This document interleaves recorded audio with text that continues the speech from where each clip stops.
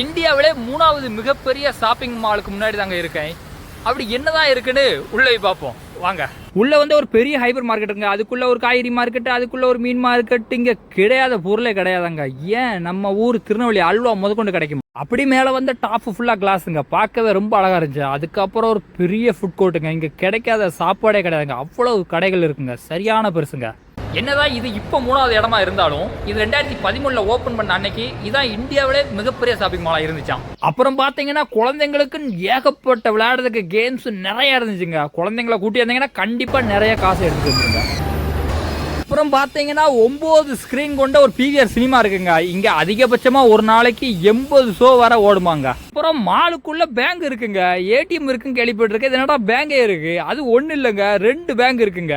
Rest ரூமை பார்த்தீங்கன்னா அவ்வளவு நீட்டாக க்ளீனாக இருந்துச்சுங்க, பார்க்கறதுக்கு ரொம்ப அழகாக இருந்துச்சுங்க. இந்த மாலுக்கு மெட்ரோ ஸ்டேஷன்ல இருந்து நேராக மாலுக்குள்ளே வந்துடலாங்க. அதுவும் இந்த மாலுக்கும் மெட்ரோ ஸ்டேஷனுக்கு இருக்க வழியை பார்த்தீங்கன்னா அவ்வளோ அழகாக இருக்குங்க. இந்த மாதிரி மெட்ரோ வசதி வேற எந்த மாலுக்குமே கிடையாதுங்க. அப்படி இருந்துச்சுன்னா கமெண்ட்ல சொல்லுங்க கண்டிப்பா.